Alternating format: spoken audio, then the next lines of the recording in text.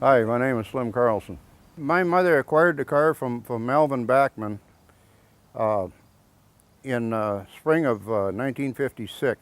My dad worked with Melvin Backman at McGarry Brothers, and that's how we got acquainted. Melvin Backman lived 2 blocks north of here. Melvin Backman's dad bought this car new in North Dakota. It was shipped to him in North Dakota. And that was Melvin Sr., and then Melvin Jr. brought the car back to Minnesota when he started working for McGarry's and cleaned it up and got it running again. This is actually the last car that Pan had rode in and sat in before he died. He was back here for a newspaper article on the car in 1956. This is the exact location that the car was in when the pictures were taken. When Pandolfo was here, I was approximately 9 years old when he come here, and in March, and I remember it very well because I was really excited about him. And 59, when he come back, he actually rode in the car that time. He had a chance to ride in it. And we used the car in several parades, and there was always interest in this car, people all over the country.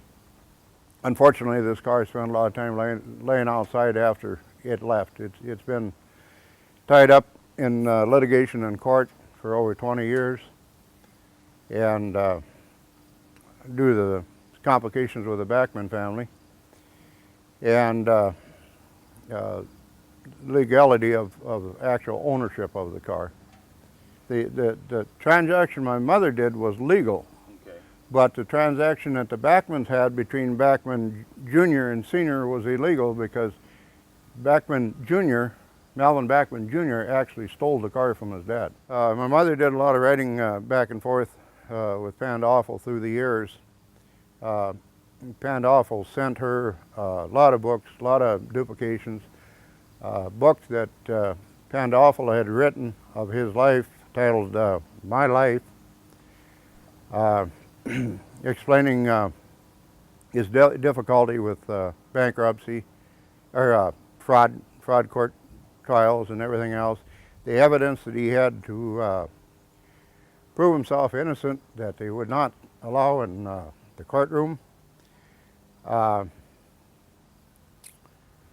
was a lot of things that Pan tried to get this car put in the Stearns County courthouse on display, and couldn't get it accomplished. He tried to start a foundation to take care of the car with the option that we could take the car out at any time for any use we wanted it, and Stearns County refused it.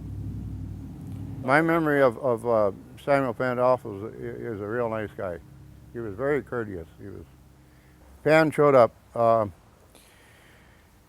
He come with Shorty Lummel. Shorty Lummel was his chauffeur through the years, and this was after he come out of prison. Shorty brought him over here. He sat in the house and talked one evening for several hours with us in the house, and he was really a nice guy, really nice guy. And he was really excited, and so was his wife. His wife somewhat didn't believe him that he was in the actual auto business, and she was very impressed with the car. Biggest downfall is, as far as I'm concerned, he was not a crook by no means. He built buildings out of quality material, which is still standing today, 90 years later. Built a sewer system in St. Cloud that lasted into the late 90s. His whole problem, as far as I'm concerned, he was one hell of a good salesman, and a good promoter. He wasn't what you would call a real quality businessman because he was overselling himself and got himself in a jam because they could not produce the cars as fast as he could sell them. And that's basically where he got himself into kind of a pickle, because they got him for mail fraud because he wasn't producing like he was selling them. And he got himself into a technicality of the law. This car is actually a 1920 model, but on the picture it's 1919 Pan. And on the body is the remainder of the masking tape saying 1919 Pan, the 1919 up here and the Pan down here. The reason why the 1919 was put on the car, my brother was getting it ready for the 1958 St. Cloud Centennial Parade, and he was trying to put 1920 on here with masking tape and could not make a decent looking 2 and a 0. Roy Brunick was here and told him, he said, why don't you just put 1919 on there? He said, nobody'd know the difference and it's easier to make.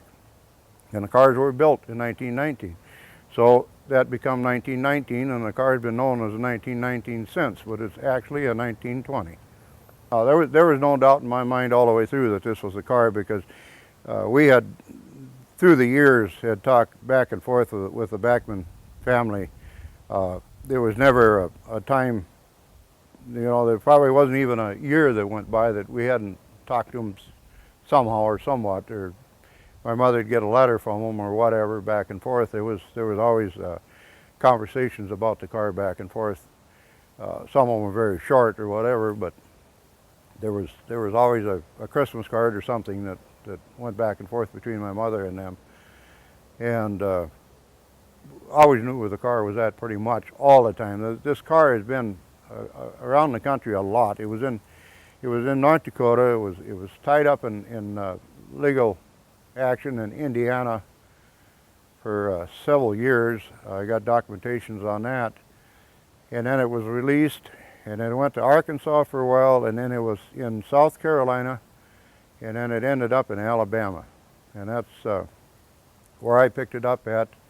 My wife and I went down and picked it up in Alabama in 2000 and brought it back to St. Cloud. Right. Yeah, when we went down to pick the car up, there was mixed emotions with him. He really didn't want to get rid of the car, but yet he knew he couldn't handle having the car, and he was happy that it was coming back to the town it was manufactured in. It was going, the car was going back home.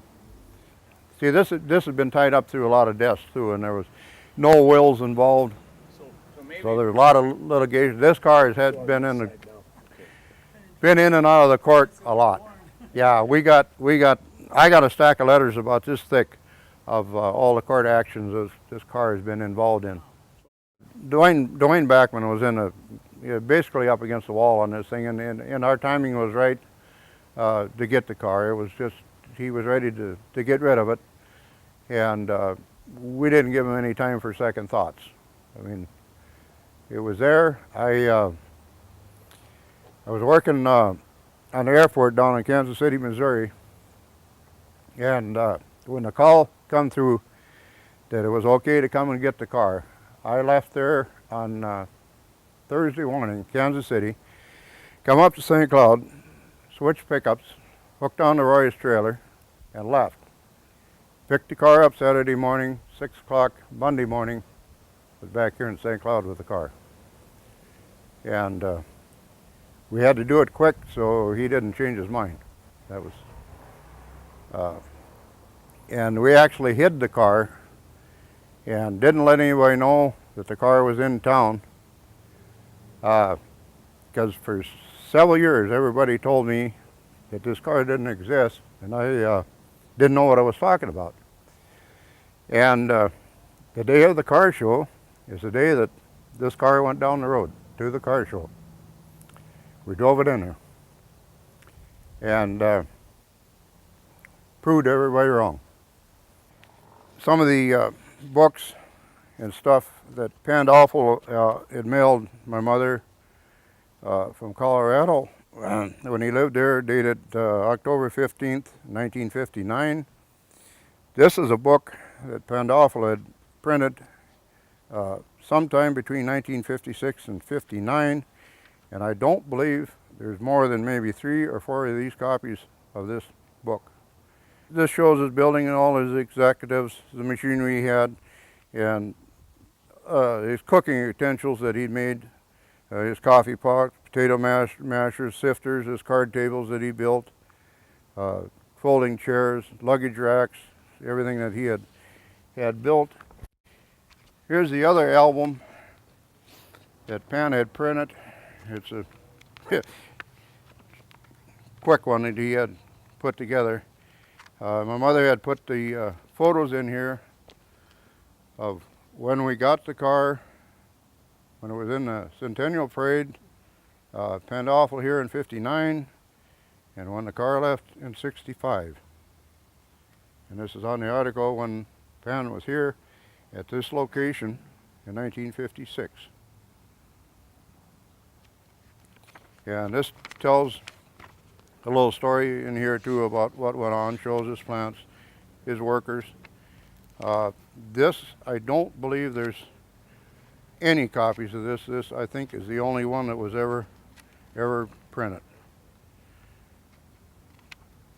And here's a invitation to a stockholders meeting.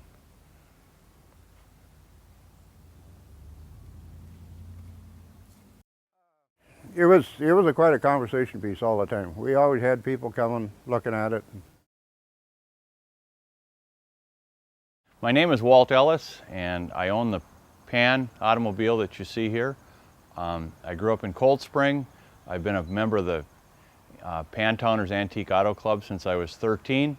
I used to go to club meetings with a gentleman in our town by the name of Pete Hennon, who had a Model A, and from that day forward I wanted to own a Model A Ford. I eventually did in high school, and once I could drive, Pete didn't have to drive me to meetings anymore. But during that, I was in awe of people such as Roy Bernick, who had a Pan, and I've been a fan of the Pan car and the history of St. Cloud ever since. After going away to school and coming back to this area, still never thought I'd ever own a Pan automobile. I soon met Slim Carlson, and we became friends, and through that association, Slim eventually let me know that he did know of where another Pan existed. And for the next 10 years or so, I made numerous calls, and with the assistance of Slim and his wife, were able to secure the car and have it brought back to St. Cloud so it could be enjoyed by people in this area. Up to that point, the car was not being utilized. It was somewhat outside. It needed to be cared for, and the car needed to come back to St. Cloud for other people to enjoy. And without the help of the club and people like Slim, I wouldn't have been able to do it on my own. In fact, I've done very little with the car. Slim has helped tremendously. Slim knows things about this car that nobody else does. He remembers things about the inside of the transmission because he's been there. It was in the 50s, but those are things that have been very helpful in getting this car back on the road. We literally took the original rubber off the car and put new tires on it. So there's so many things about this car that are original, and to me that's fun. The car will never be restored. It'll retain its paint and its upholstery and its dings and bumps and bruises, but I think that's what makes the car unique. What I think is unique about the Pan automobile is just some of the unique features. The headlights can be rotated into the engine compartment to assist in repairs. It's got the Pan compartment tank, which I think was unique for the era, especially, where you could carry extra fuel, water. It's got an ice box in the back to keep your sandwiches cool and so forth. The car itself is unique to somebody like myself because it doesn't have a front bumper, and it was not built with a front bumper. And until you point that out to people, sometimes it's not, it's not noted. But but not all cars were built with front bumpers at that point. So that was considered somewhat of a luxury or a high-end accessory. The car's unique in that Pandolfo, through his extensive travels as an insurance agent, felt that it was important to be able to pull over alongside the road and sleep rather than perhaps have access to a hotel. So the seats obviously fold down into a bed, essentially. This particular car retains a lot of its original paint. We don't know to what degree the upholstery is original, but it appears at least parts of it are original. The owner's manual and a lot of Pan literature seems to indicate that the upholstery should be leather. But a lot of that literature centers around the Pan 250 as opposed to the Model A. You know, it's stuff like this, you know, the pocket, like one of these pockets is, let's see, yeah, or just, but then again, maybe a guy should just, I would kind of, let's say, patch it together. Let's see.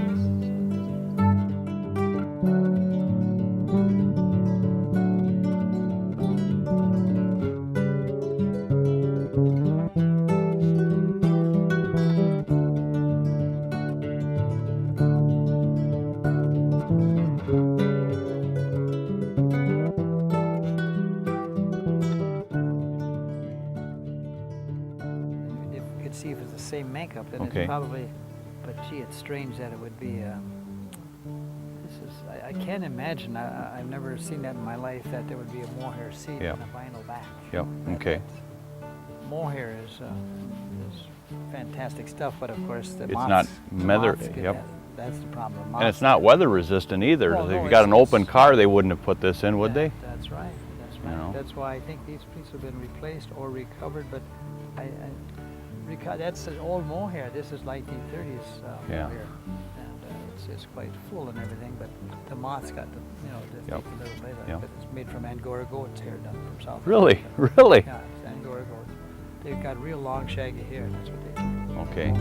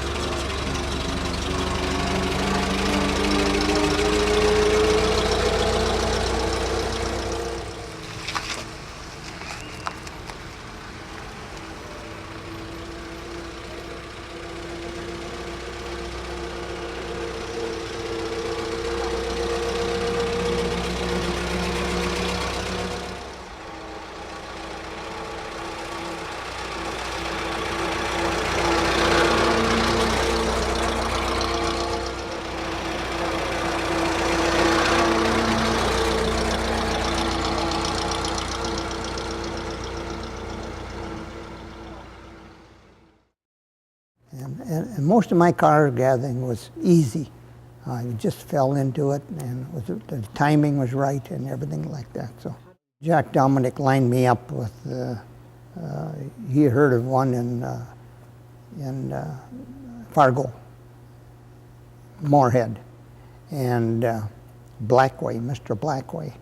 He lined me up with him, so I got the car. I had a chance to buy another one, and from the same guy. He had two of them. One was the one I have, was pretty well built. It came out of Denver. I went down to Denver one time and I met Pandolfo's son that didn't own the car, but he was holding it for somebody else.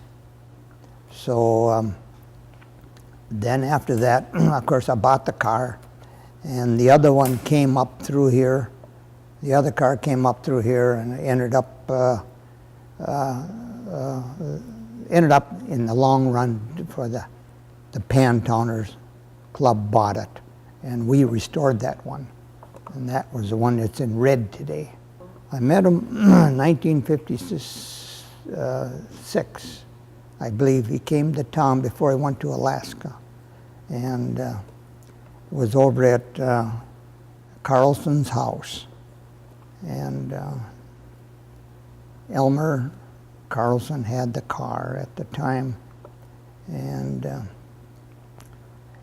Pandolfo was over there, and Myron Hall was there taking pictures. And of course, I always regret I didn't have my picture taken with Mr. Pandolfo. I shook his hand, and he looked like a nice, humble man to me.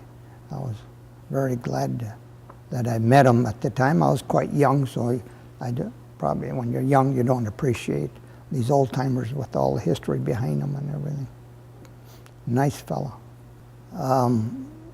It was a tough time that when he went into this 1917, building the car right before the war, and I think he built his buildings and everything so quick that the outside people were jealous, and they thought that he was getting pretty big in the big industry. They have a habit of picking on people that are little, you know. And I think he meant well, and he would have done very well if he would have stayed with it. A little bit tough luck, and I wish that he would have came out better, but it didn't. And this is what happens to people that are like that. And Mr. Tucker had the same problem with the Tucker car. People were jealous, and they're going to stop them. If they want to stop you, they'll stop you from doing what you feel was a good thing.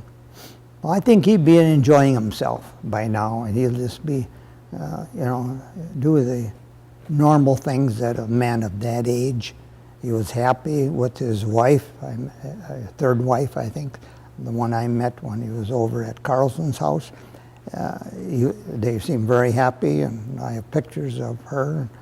And then, of course, he went to Alaska, and that was the end for him. Well, I think the easy handling of it when you're steering, it has great horsepower. Of course, my wife likes the idea it folds into a bed, and I will show you that later on, how easy it is to be made into a bed. And in those days, the hotels were far apart, and of course Pandolfo knew that. He had maybe 23 cars, or in the 30 someplace, he had 30 different cars. I have 8 or 9 titles of the cars that he had at the time, and Packard was included in some of those. He drove quite a few Fords. With the hotels and filling stations far apart, I will talk about the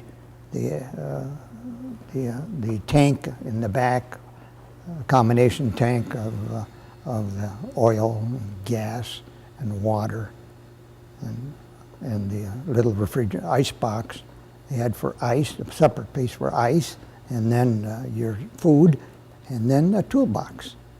So he was equipped, and all the tools were to fit the pan car for repairing. So I think, the combination tank in the back was very unique. That was his first request, was to have the fellows, I can't think of their names right now, in Indianapolis, put that tank in the back, combination tank, and it'll be a sleeper also. Of course, pan backwards is nap in the pan. And so it was great thinking, and I will also show you the lights will focus around onto the motor at night if you needed light to work on it. Which I don't know how fast, but it picks up real quick. It's got great horsepower. Of course, the book says 45 to 50 horsepower, and at that time, well, the 250, I should say, most of his marketing and testing was on the 250 car.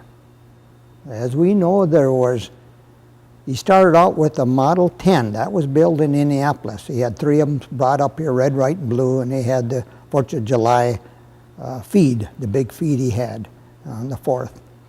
And then he had a few more made, probably 10 of them were brought up from there.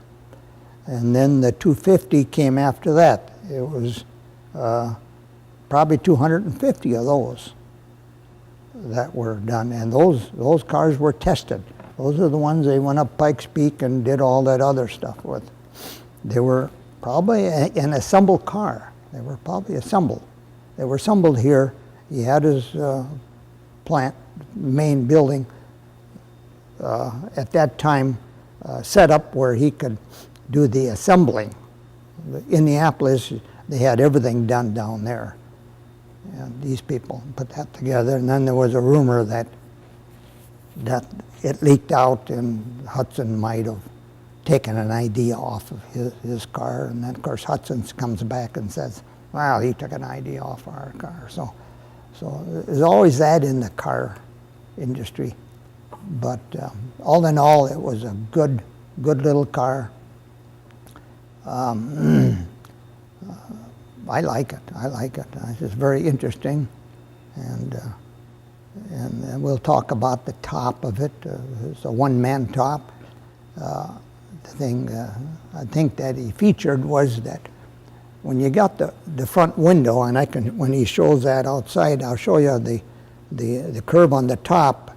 It doesn't catch the wind that much. You get it real short, so the wind won't catch the top and want to push it up when you're going fast, you know. A lot of interesting little things, and the emergency brake, we should talk about that when we get out there, and the shifting of the car. It was they used the letter H in the sequence, and it was reversed from other cars. So the shift would end up on the driver's side, not on the passenger side.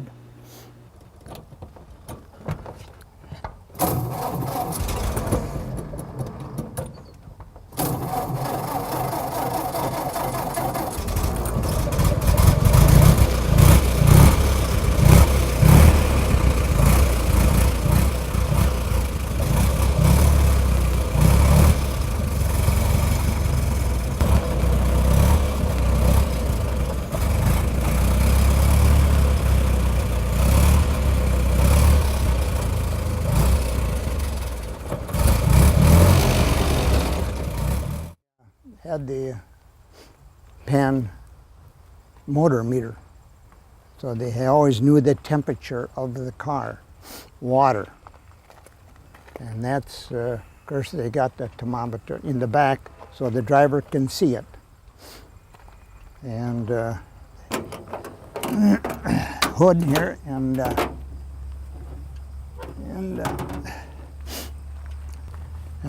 cut-off switch could always shut the gas off there. Very nice. Had this, so this would come around and you could work in the evening. If your car would break down or you need some problems, why. And of course I like the visor on this car. You don't see them with too many visors. That's nice. I like that part, and of course I put spotlights on it because I like that. It has a clock, wind up clock on it, which is real nice. And of course you got your speedometer there, and mileage, and here's your gas gauge, and oil, and battery, temperature, and this is your switch. This one here came, there's your choke over here. And this is spark and gas throttle, and that's the something, the gimmick that was on here. It turns the tail light after a while. If I got enough in the battery. Why? And it was hooked up to the horn. And it was a turning light in the back of the car, let the person know behind you that he was going to turn. Kind of comical. It has with the spare tire. It comes with the spare tire. And here is the light. It's kind of funny. I don't know if that'll work, but I'll go up and see if it works.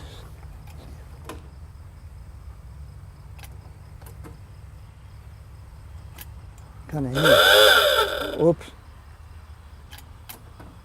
But anyway, you get the idea. I don't know how anybody would see it, but in those days, why? And then you got your tank, back to the combination tank, a compartment tank. You got your oil and your water. That's a water, and the biggest thing was gas. So your biggest gas, this was divided up just with gas. And then you got your ice box here, ice over here, and food here. And then of course your tools. You got your toolbox. And that's nice and deep, so it holds a lot of stuff. Jacked and everything. So he used every bit of the car. Every bit was used, I think.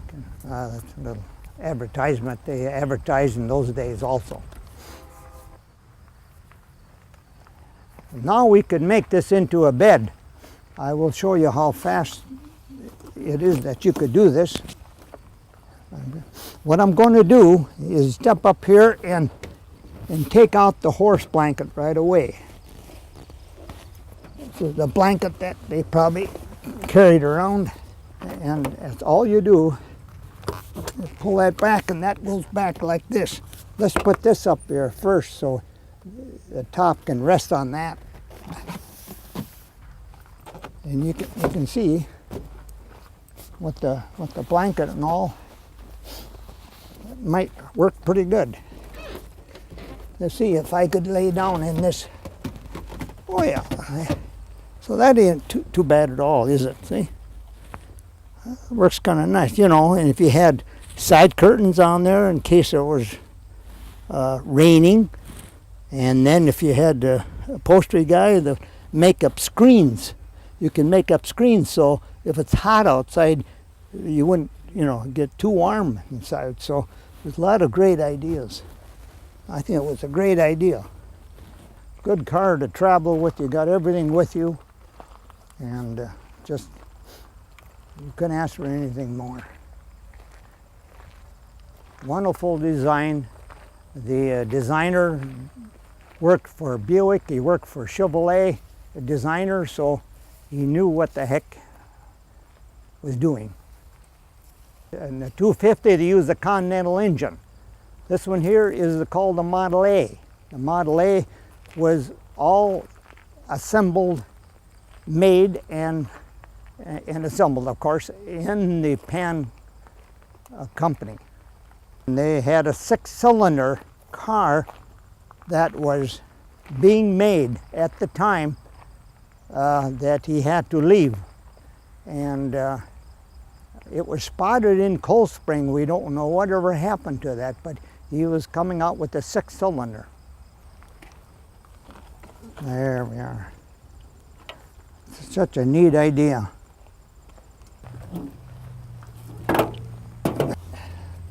And they had those nice horse blankets. You could lay on that or cover up with that. So that was nice. Okay.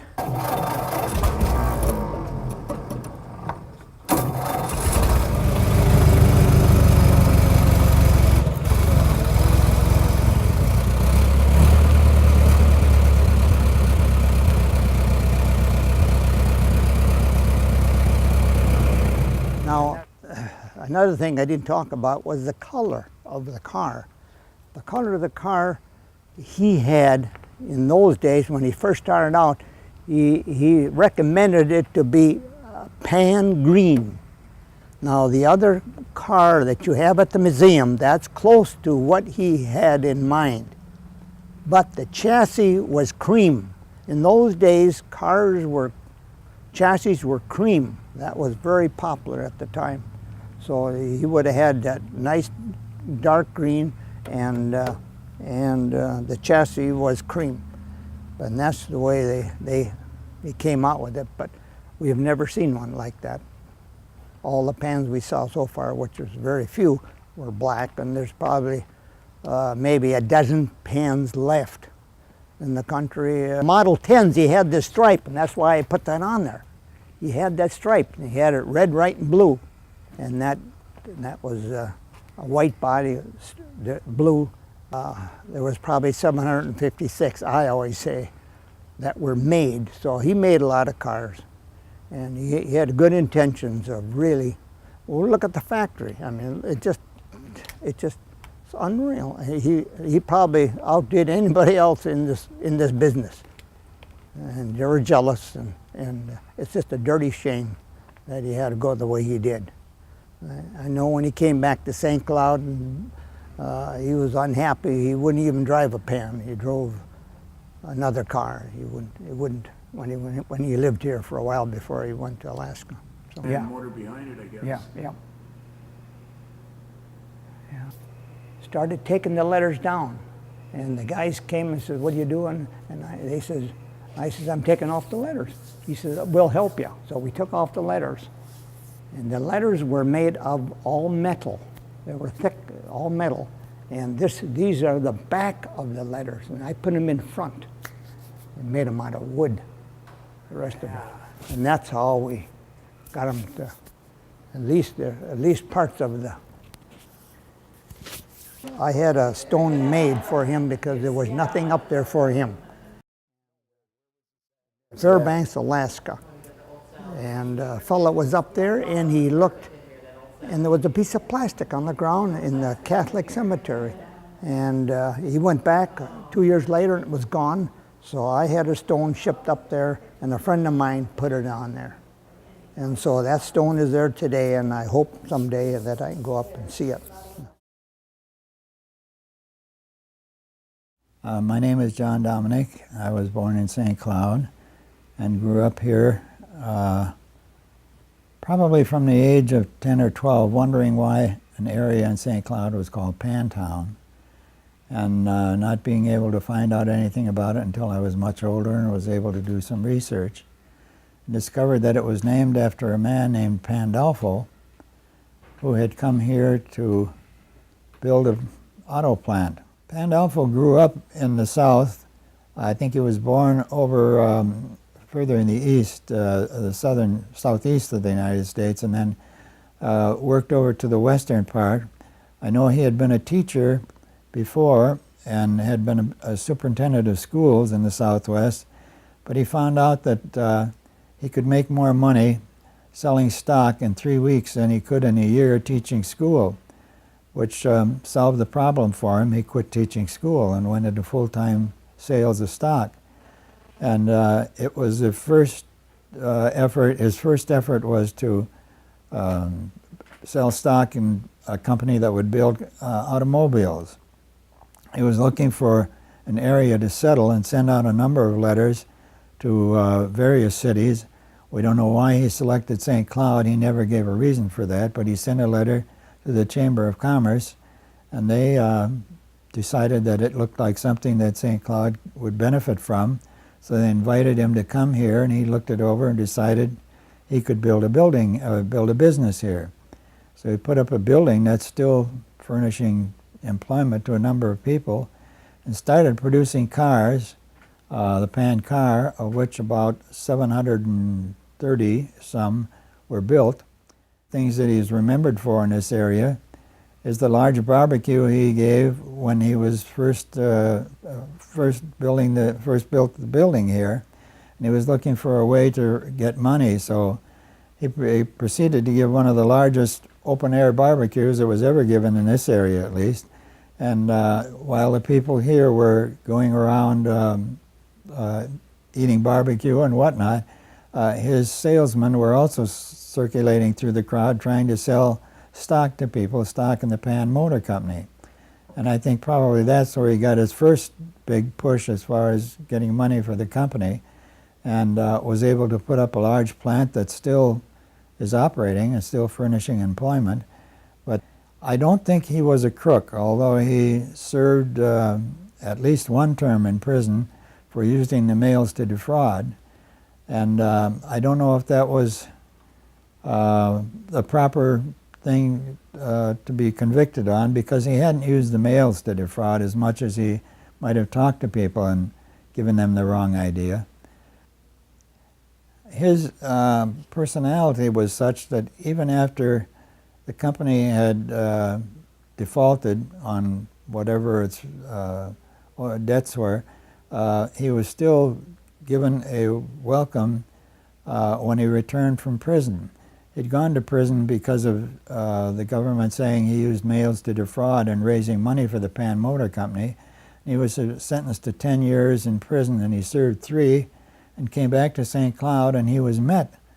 The train he was on was met by a group of people, a large group of people who perhaps were investors, but whether they were or not, they were people who had gone through the debacle of the Pan Motor Company. And he was welcomed and was even given more backing when he decided to start restaurants. He was the kind of person who didn't have to know the business he was going to be involved with. He knew how to operate the business, and I think that was his main interest in most of these things anyway. This was a cafe and restaurant which he ran, and was a going success, and then he decided he was going to build another similar cafe and restaurant in Denver. And when he was involved in that, most of the backing that he had in the local area disappeared, so that Pan Cafe closed, and later the ones in Denver closed also. I think after the problem of the failure of the Pan Motor Company, there was more despair. I don't think people blamed Pandolfo as much as they commiserated with him, because they had invested money in it, not to the amount that he had, but the town did support the business for quite a while until it wasn't able to sustain itself anymore. But it had been an advantage to the town, and furnished employment, brought people into the area who still stayed here after the business changed. And he went up to Alaska as the new frontier, and was just getting started up there when he died. And he is buried up there. And until, I think, Roy Bernick decided to finance a headstone for him, he had a simple cement marker up there until this stone that Roy arranged for it was put on his grave. I think his problem was that he was a genius in raising money for the projects he would get designed, but he wasn't able to continue the manufacturing, the business of it later. What was your what was your beginning of interest? And you said that you joined the car club. Yeah. Before that, you didn't know much about the When I lived in Minneapolis, we moved up here in the early '60s. I had never heard of a pan car. So, And then the club decided to buy the first car, and then that got me kind of interested. I thought, well, this is really neat. Yeah. This is right here. Right. I lived about 2 blocks from the factory at that time. It's interesting from my perspective, being a kind of a latecomer to St. Cloud, and really getting involved with the pan history through the car club, and then having seen the car that we purchased, the first one we purchased from Harrah's. I saw that when it was in Harrah's Museum, and it was interesting that someone way out in Nevada would have collected one of these cars and had it in his museum. Right. He must have thought there was something to it Yeah. to make it worth collecting. And when you're talking about the reliability factor of the pan car, my mother, who was born in 1900, remembers automobiles coming to her little town in Iowa, and the first person that she knew that had a car, and if they would go to Sioux City, which was about a 50-mile trip, You can bank on that car breaking down 4 or 5 times Sure. on the way and on the Yeah. way back home again. And you can see where now Sam was saying to himself, well, I want to build a better, I can do Yeah. better than that. Right, exactly. And this is, I think, what drives most of the people to start up a car business. They Right. say, I can Yeah. build something better, Yeah, that's right. Yes. Yeah. especially in those days. Ford was a dreamer, and he Right. he came in a little earlier and had things Right. evidently fall in place better than Sam did. And then sometimes it's you don't really Right. know the whole story. No, What that's what right. happened Yeah. there? Well, Henry Ford one broke a couple times too. Yeah, right. Oh, yes. But he didn't give up. He just took a new name and got a little more backing someplace and Yeah. started over again. And about the third time, why he was able to pull it off. If Sam would have maybe had 3 chances at it. Yeah, It right. could be. Yeah. Yeah. I work at a car museum down in the cities, and we have some of the Pan newspapers on display down there. Oh. And especially when the car is on display during the winter months, our second Pan car, why we often have people come in and ask about it. Huh. And I've had several old timers from up here in St. Cloud that have come in and open up that newspaper and I'll give them one if they're really interested, and they'll go look at some of those pictures and they'll say, you know, this piece of equipment went to so-and-so company, bought Okay. that piece of Okay. equipment. And I have the pleasure this morning of getting together with 2 fellows who actually knew Sam Pandolfo and knew something about his operation and him as a person, and not only as the car business, but also his other businesses. Now, Bob, you knew him fairly well. Well, I'll start from the beginning. And when I was in high school or so, I used to bike out to the old grounds out there where his factory was, the Pan Motor Company factory. And I walked through the background there, and I saw those old tunnels. There was a great big tunnel they had that connected all the heating pipes and so on and so forth. And I just always had this tremendous feeling that, oh, if it only had been, if it would have been successful, if it would have, what St. Cloud would be Right, today, yeah, yeah. And so I I kind of always in my mind admired what St. Cloud could be, and of course as a young fellow I always liked automobiles, and so I made it a real point to kind of know everything I could about this whole operation. So then what happened was I went to St. John's Cantius Church and I joined the choir, and the choir director happened to be the niece of Sam. His mother, her mother. The choir director lady, her name was Miss Sneezigs, and she they used to have that barber shop there on 16th Avenue. Yeah. There's that Yeah. bar. Anyhow, I told her, I says, of one of my dreams, I says, there's 3 people in the world I would like to meet before I die, and it says one of them is Sam Pandolfo.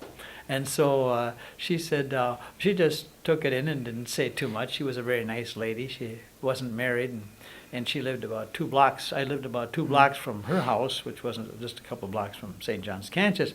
Well, anyhow, one evening in August, I believe it was, she called me up and said, Bob, she says, are you busy? I says, no. And she says, well, could you come over?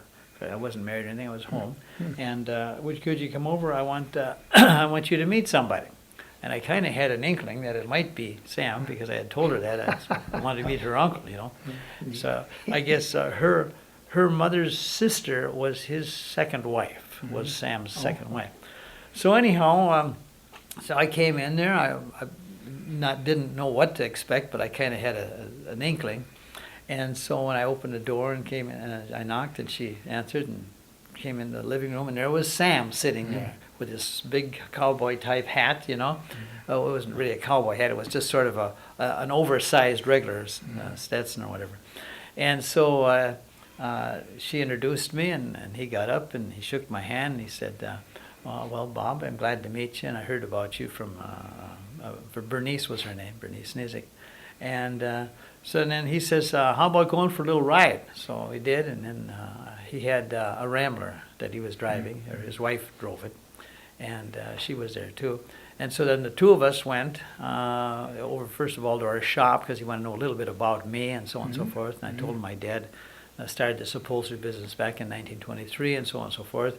And I says, and he always he always, when he was coming from Germany, he thought he would be working at the Pan Motor Company because that was jobs, you see. Wow. But then when he finally arrived in 23, it was all over with as far as a running operation. Right. So anyhow, I told him those things, and I told him that I'm an upholsterer and so on and so forth. Then he wanted to see some things. We drove around town a little bit. We drove over past the St. Cloud Hotel at that time, but it used to be called the Breen Hotel, because Mr. Breen is the one, and he said that Mr. Breen came to him back in 1917 or whatever it was, and was asked him whether he should build a hotel here, and what the future of St. Cloud, and he says, it's going to be a great future. He says, go ahead and build your hotel.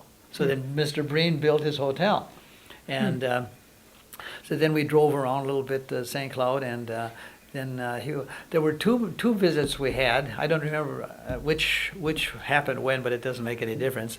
But he wanted to see the old pan car. Well, I knew Elmer Carlson had it in his garage, so then I drove out there and asked Elmer, and he opened the garage door and so on and so forth. And I don't know I think we may have taken some pictures of it with Sam. I don't remember anymore. But anyhow.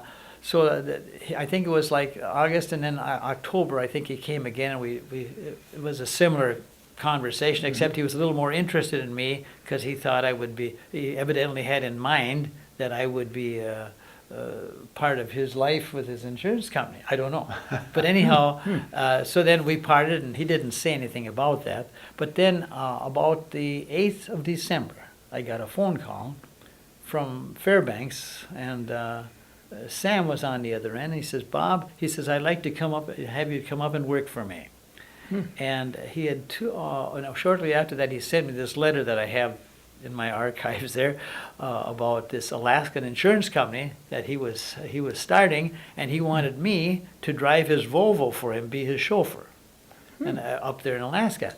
And I told him, I said, Sam, I wasn't married, and I had just come back about a year before from Germany. I was in the Army. I was drafted in the Army, and so I came back, and I was just running the business again for probably a year or so, or less than a year. And I thought to myself, well, gee whiz, I'm not married, and the guys ran the shop, the upholstery shop for me. My employees, they were good ones. My dad had hired them way back, so they were old timers, and they knew how to run the place. And I thought I might be sort of an adventure to go up there. So I told him, I said, Sam, I can't go right now because I've got all the things promised for Christmas, all the furniture that I have to see that it gets out. Well, he says, how about the first of the year? I says, well, fine. He said, okay, I'll send you a airplane ticket the first of the year. Well, then, so I was kind of, that month I was kind of looking forward to a new adventure in my life. Wow. And then he said, nothing, of course it came, the January came, and I heard in the meantime, right, I think it was around Christmas, that he got a stroke and was incapacitated. In life with Sam, a man whom I admired years before, and now finally got to meet, and looked like I was going to work for him, but that didn't materialize either. He got a stroke, and I think he died about 25 days later. Right, he did. In January. At the end of January. End of January, yeah. Why, And the factory that he built and so on, and it was the nucleus for the present factory here, the Frigidaire, If it weren't for Pan, the Frigidaire wouldn't be in St. Cloud, which did offer jobs for quite a few people for many years. So that's kind of my story. Roy, and he was a great inventor. Too. Yeah, he was. Great inventor, gadgets and different yes. things for the cars. He had a great imagination. When he came out, he tried to revive it by making the greaseless donut machine or packet. That was part of it, and the potato masher and the tractor. Yeah, he was a unique individual. One that made the big tractor for the war effort. Yeah, right. He was quite a guy. They had one on Fifth Avenue or whatever it was. Boy, how did you get involved in so much? I know you've done a lot of research on Sam and his life and. Well, I liked him because of the car, and then Jack Dominic and I got together, and we I guess he was having his picture taken at Elmer Carlson's house, and we went over there. I only met him for about 5 minutes, and too bad I didn't have a picture taken. At the time, I wish I had it today, because I do have a lot of memorabilia of the Pandolfo's enterprises and all his material stuff, and I have the original sign coming off of the building, the Pan Motor Car Company, which is, I'm pretty proud to have that. And so, and he was such a humble man when we met him. I like cars that are quite different, and of course the Pan would be one of them. That was quite unique in its day, and with the bed and the ice box and The sort of the family picnic right. drive out Yeah, in the right. country type of. right, yeah, added it was to- made to go across country. Yeah. It was a good car. Went up Pikes Peak at one time with a fellow from St. Sartell. He drove up there, Oh, yeah. and so it had the power and Sure. the drive that wouldn't break down. Yeah. And it was a good little car. I think probably what the impetus was for him to build a car was that he was dissatisfied with what was available as he's driving around Arizona. He's come from the Southwest, more or less, where his insurance business was. Yep. And things would be breaking down, I suppose, and he kind of blankety blank, someday I'm going to build a good Yeah. car, and he Yeah. did. Yeah, it was a bad time during the war. The war started in 17 or whatever it was, and it made it kind of tough for him, Well, I'm because sure. he had great plans and he would have fulfilled them. He would have done it, but the war effort kind of put the kibosh to that. I see by his book that he had quite a few engineers from different companies, from Chevy and so on and so forth. Right. That I think you kind of worked together, because they let some engineers come from Chevy to Right, yeah. to go and help Pan. So I mean, it's kind of let's try and get this automobile thing really going against horse and buggies Right, stuff. So. yeah, right. And of course, in the 20s, that's when, of course, it really. A lot of different cars. That's when the buggy whips failed. And I Yeah. wonder, just like you wonder and Roy wondered, what would have happened if the timing would have been a little different? Yeah, Yeah, right. boy. Yeah. Would we today have a manufacturing plant the size of some of them in Right. Detroit, Yeah. sitting right here in our backyards? That was Sam's dream.